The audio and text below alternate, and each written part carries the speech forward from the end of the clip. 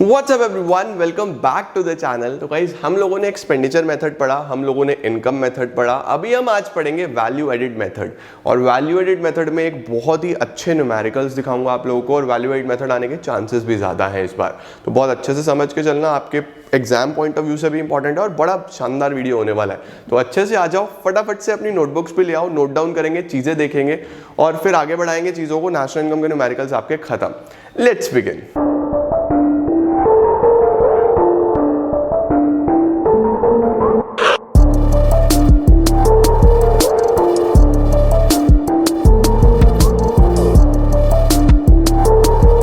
तो सबसे पहले कॉन्सेप्ट जानते हैं, वैल्यू एडिड मैथ का कॉन्सेप्ट क्या है। आओ जी, कॉन्सेप्ट में देखो, स्टार्टिंग करते हैं कि वैल्यू एडिशन कहाँ से हो रहा है, इकोनॉमी में वैल्यू एडिशन किस प्रकार से हो रहा है। बेसिक एग्जांपल से शुरू करते हैं। सबसे पहले एक फार्मर ने वीट का प्रोडक्शन करा, तो उसने 0 वैल्यू से 500 वैल्यू का वीट जनरेट करा। इसको क्या बोलते हैं? इंटरमीडिएट कंजम्पशन, और ये होता है वैल्यू ऑफ आउटपुट। ठीक है जी। अब ये जो वीट है, इससे आटा बनेगा, फ्लोर बनेगा, है ना। तो ये ले लिया बेसिकली एक मिलर ने खरीदा 500 रुपए का, और उससे फ्लोर आटा बना दिया 1000 रुपए का। ठीक है, या 800 रुपए का ले लो, 800 रुपीज का उसने इससे आटा बना दिया, फ्लोर बना दिया। ठीक है, अभी क्या हुआ, अभी उससे खरीदा एक बेकर ने जो बिस्किट्स बना के बेचना चाहता था। एक बेकर ने खरीदा, उसने लिया ये 800 रुपए का, और फिर इससे 1000 रुपीज़ के बिस्किट्स बनाए और पैसा कमा रहे, है ना। अभी एक इकोनॉमी में एक इंडिविजुअल से, बच्चे से क्वेश्चन पूछा गया कि सर क्या वैल्यू है आपके आउटपुट की, तो हमने बोला 1000 प्लस 800 1800 प्लस 500 2300 रुपीज़ की वैल्यू जनरेशन हो जाएगा, 2300 रुपये का इनकम जनरेशन हो जाएगा देश में। तो ये गलत हो गया बेटा जी। गलत कैसे हो गया सर? यहाँ पे देखो, ये 500 जब यहाँ पे आ गया, इस 800 में भी तो ये 500 ही है, ये 800 भी तो 500 से ही बना है। सिमिलरली इस 1000 में 800 तो यही वाला है, हाँ या ना।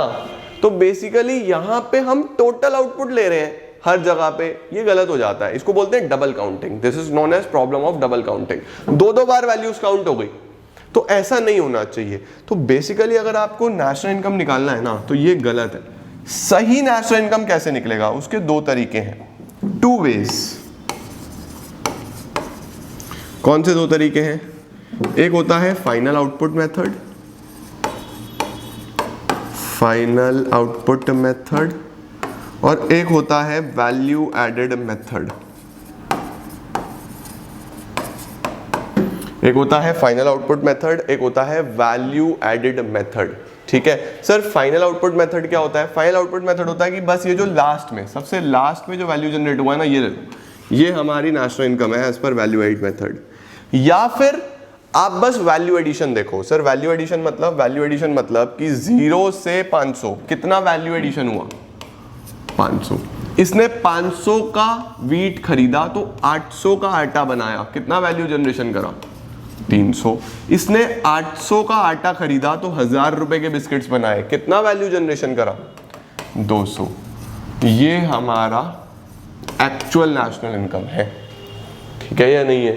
तो इस तरीके से, अभी ये नेशनल लेवल पे भी नहीं है, ये डोमेस्टिक लेवल पे आ रहा है, और ये जीडीपी यहाँ से बन रहा है। तो इस तरीके से हम लोग एस्टिमेट करते हैं चीज़ें। ठीक है, तो मैं क्या कर रहा था बेसिकली, देखो आप लिखेंगे, इसको बोलते हैं gross value added at market price, या फिर gross domestic product at market price, एक ही बात है। जीवीएमपी बोल दो या जीडीपीएमपी बोल दो। ठीक है, यहाँ पे हमें क्या करना है, हमें वैल्यू एडिशन कैसे निकालना है? Value of output minus intermediate consumption.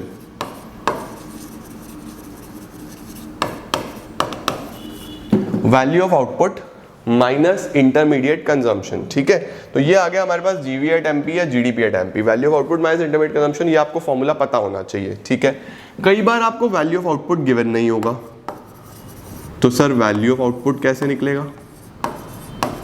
Value of output होता है sales plus change in stock. Sales plus change in stock. Change in stock कैसे निकलता है सर अगर गिवन ना हो तो? Closing stock minus opening stock, ये होता है change in stock. Closing stock minus opening stock. Sales देखो बेसिकली चेंज इन स्टॉक होता है जो माल बचा हुआ रह गया, और सेल्स जो माल बिक गया। अगर सारा ही बिक गया तो फिर चेंज इन स्टॉक नहीं होता। अगर एंटायर आउटपुट इज सोल्ड तो फिर कोई चेंज इन स्टॉक है ही नहीं, बस सेल्स है, तो वहां पे value of output is equal to sales. Okay हो गया। अब देखो नोट करके लिखना, if domestic sales is given, अगर आपको डोमेस्टिक सेल्स गिवन हो तो टोटल सेल्स कैसे निकालना है, डोमेस्टिक सेल्स प्लस एक्सपोर्ट्स। अगर आपको कभी भी डोमेस्टिक सेल शब्द दिया हो ना, तो आपको यहाँ पे जो सेल निकालनी है वो निकालनी है डोमेस्टिक प्लस एक्सपोर्ट्स, ठीक है, ये आपको पता होना चाहिए। तो वैल्यू ऑफ आउटपुट कैसे निकलना है, sales plus change in stock, ये फॉर्मूला याद रखेंगे। यहाँ पे वैल्यू ऑफ आउटपुट रखना है minus intermediate consumption. Sir intermediate consumption का मतलब जो रॉ मटेरियल यूज हुआ है, जो कोई पर्टिकुलर प्रोडक्शन करने में चीजें यूज हुई हैं, ठीक है। इंटरमीडिएट कंजम्पशन का कोई फॉर्मूला नहीं है, आपको डायरेक्टली इंटरमीडिएट कंजम्पशन गिवन होगा। बट कई बार आपको ऐसा गिवन होगा इंटरमीडिएट कंजम्पशन के लिए डोमेस्टिक परचेजेस, डोमेस्टिक परचेजेस। तो फिर से अगर डोमेस्टिक परचेजेस गिवन हुआ तो इसमें आपको क्या ऐड करना पड़ेगा, इंपोर्ट्स। डोमेस्टिक परचेजेस में ऐड करना इंपोर्ट्स। ये इंपॉर्टेंट नोट है, ठीक है, इसको नोट करो जल्दी से। ये फॉर्मूलाज यूज होंगे आपके अभी न्यूमेरिकल्स में, ये नोट करो। अब हम चलते हैं फिर न्यूमेरिकल्स की तरफ। तो सबसे पहले करते हैं हम एक बेसिक न्यूमेरिकल, मतलब दोनों ही आज तो बेसिक करेंगे, फिर एडवांस न्यूमेरिकल्स कराऊंगा आप लोग को। सबसे पहले क्या लिखा है, calculate GVA eight MP. GVA eight MP मुझे क्या क्या डिटेल दी है, डिटेल दी है सेल्स दिया है, रेंट दिया है। रेंट का तो कोई काम ही नहीं है, आपको पता है rent and royalty income method में आता था।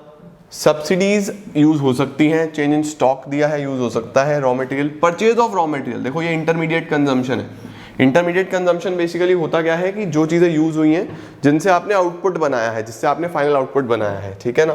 प्रॉफिट्स दिए हैं, प्रॉफिट का भी कोई काम नहीं है। रेंट और प्रॉफिट का कोई काम नहीं है, ये आपको एकदम माइंड में सेट होना चाहिए जब आपको वैल्यू एडिड मेथड का न्यूमेरिकल करना है। चलो, हमें पता है कि GVA eight MP is value of output minus intermediate consumption, ठीक है। अब वैल्यू ऑफ आउटपुट या तो गिवन हो, अगर वैल्यू ऑफ आउटपुट नहीं है तो आपको पता होना चाहिए value of output is sales plus change in stock. Sales है 180, चेंज इन स्टॉक है 15, 180 plus 15 195 minus intermediate consumption. Sales और चेंज इन स्टॉक हमने यूज कर लिया। इंटरमीडिएट कंजम्पशन ये है परचेज ऑफ रॉ मटेरियल, ठीक है, 100 रुपीज, इसमें से 100 माइनस कर दो, ये आ गया 95। 195 minus 100 is 95। This is GVA eight MP या फिर जीडीपी एट एमपी, ये 95 है। मुझे क्या चाहिए, जीवीए एट एफसी। जीवीए का मतलब वही जीडीपी एट एफसी। अभी हम कहाँ पे हैं, जीडीपी एट एमपी पे हैं, अभी हम यहाँ पे स्टैंड कर रहे हैं। अच्छा जी, अब अगर मुझे इसके आगे का क्वेश्चन करना हो तो जीडीपी एट एमपी, देखो सभी लोग क्या है, जीडीपी एट एमपी है 95, ठीक है। अब यहां से क्वेश्चन की इंपॉर्टेंस को पकड़ना ये जरूरी है। जी से जी तो सेम है, कुछ भी चेंज नहीं करना। डीपी डीपी बिल्कुल सेम है। मार्केट प्राइस से फैक्टर कॉस्ट पे जाना है बेटा। कहां जाना है, मार्केट प्राइस से फैक्टर कॉस्ट पे। तो मार्केट प्राइस से फैक्टर कॉस्ट पे कैसे जाते हो, एग्रीगेट पढ़े है ना। मार्केट प्राइस से फैक्टर कॉस्ट माइनस एनआईटी, सही हो गया। तो NITs IT minus subsidies, indirect taxes दिया हो या जीएसटी दिया हो एक ही बात है, याद रखना। जीएसटी दिया हो वो भी इनडायरेक्ट टैक्स है। क्या दिया है मुझे, सब्सिडी दिया है 10, तो इनडायरेक्ट टैक्स तो है नहीं, है ना। तो 0 minus 10, indirect tax minus subsidies, minus 10 आ गया, सही हो गया। माइनस माइनस का 10, तो 95 प्लस 10 105 आंसर। यूनिट अगर करोड़ हुआ तो करोड़ लगा देना, लैक्स हुआ तो लैक्स लगा देना, ठीक है। तो जीवीए का मतलब जीडीपी ही होता है, ये पता होना चाहिए तुम लोग को। जीवीए एट एमपी निकाला, उससे जीडीपी एट एफसी पे पहुंच गए, ठीक हो गया ना। एक और करते हैं, पहले इसका स्क्रीनशॉट लेना है, लो। आई थिंक साथ साथ सॉल्व कर रहे होगे, बट फिर भी मुझे पता है बहुत सारे यहाँ पे बस देखने में लगे। अगले पे चलते हैं। अगला न्यूमेरिकल कैसे बनेगा सर, अगला न्यूमेरिकल ये है, देखो calculate NVA at FC। NVA at FC, आज एक होमवर्क भी दे रहा हूँ मैं तुम लोग को, अभी एक होमवर्क ले लो, मैंने प्लेलिस्ट बनाया हुआ इको का, उसके अंदर तुम्हारे expenditure method, income method, value add method, मैं यहाँ पे ऊपर भी टैग्स में भी डाल दूंगा अगर हो पाया तो। तीनों ही वीडियो आज देखना, और एक्सपेंडिचर, इनकम, वैल्यू एड, तीनों को न्यूमेरिकल सॉल्व करना। फिर मैं तुम लोग को कल जो वीडियो आएगा उसमें बढ़िया वाले क्वेश्चंस कराऊंगा, सभी के टिपिकल हाई लेवल क्वेश्चंस, ठीक है। अच्छा, अभी क्या निकालना है? NVA एट FC निकालना है, यानी GDP एट FC। आपको पता है GDP एट MP क्या है? GDP at MP value of output minus intermediate consumption, value of output minus intermediate consumption. Value of output कैसे निकलता है? Value of output is sales plus change in stock. Sales plus change in stock, sales ढूंढो अब जल्दी से, sales है ये 800, change in stock के लिए closing stock minus opening stock कर लेंगे। चेंज इन स्टॉक कैसे निकालेंगे? Closing stock minus opening stock, ठीक है। तो सबसे पहले तो सेल्स लिख लो, सेल्स है 800 plus closing stock minus opening stock, closing stock है 20 minus 50 minus 30, closing stock minus opening stock 20 minus 50 is minus 30, ठीक है। तो 800 plus minus 30 minus intermediate consumption, ये गिवन है, इंटरमीडिएट परचेजेस 500, इंटरमीडिएट परचेजेस कितना दिया हुआ है? 500। जो आपने अपने लिए मशीन यूज कर ली है तो कंजम्पशन हो गया, इसका तो कोई काम नहीं है, हमें इंटरमीडिएट कंजम्पशन चाहिए जिससे प्रोडक्शन हो रहा हो, ठीक है। Import of raw material, import का भी कोई काम नहीं है, अगर डोमेस्टिक परचेजेस दिया होता तो हम इंपोर्ट लिखते हैं, यहाँ तो इंटरमीडिएट गिवन है 500 रुपये, 500 यहाँ से माइनस कर दो, तो 800 minus 30 is 770 minus 500 is 770 minus 500 is 270। अभी मुझे चाहिए क्या था? NVA at FC, NVA at FC। आप कहाँ पे हो? GVA eight MP। DP का मतलब वही वैल्यू एडेड ही होता है, याद रखना, यानी कि इसको मैं ऐसा भी लिख सकता हूँ कि मुझे NDP एट FC चाहिए, मैं अभी कहाँ पे हूँ? GDP एट MP पे हूँ, ठीक है। ये एक ही बात है, इससे कंफ्यूज मत होना। GDP एट MP आ गया 270, ग्रॉस से नेट पे जाना है, माइनस डेप करना पड़ेगा, बाकी सेम है। मार्केट प्राइस से फैक्टर कॉस्ट पे जाना है तो माइनस NIT करना पड़ेगा, माइनस डेप, डेप कितना है? Depreciation 30 minus 30 minus NIT, IT minus subsidies, IT minus subsidies. Import of raw material किसी काम का नहीं है, एक्सपोर्ट का भी कोई काम नहीं है, डेप का भी कोई काम नहीं है, सब्सिडी है बस 40, IT 0 है, IT minus subsidy 0 minus 40 is minus 40 minus minus 40, ठीक हो गया। तो 270 माइनस 30 240 प्लस 40 280, 280 आपका आंसर आ जाएगा यहाँ पे। जल्दी से फटाफट से लिख लो, जो आपका आंसर आना चाहिए वो कितना आना चाहिए? 280। लैक्स हुआ तो लैक्स लगा देना, करोड़ हुआ तो करोड़ लगा देना।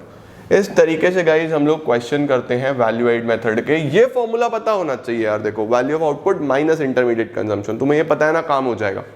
और वैल्यू ढूंढो और पुट करो, इससे आसान चीज़ें नहीं है, हम लोग वैसे ही घबराते हैं न्यूमेरिकल से। नेशनल इनकम के न्यूमेरिकल्स आर वेरी इजी, तो ये करो, इसके बाद चीज़ें आगे बढ़ाते हैं। अगली वीडियो में मिलते हैं, अगली वीडियो में तुम्हें तीनों के और होमवर्क कर लेना।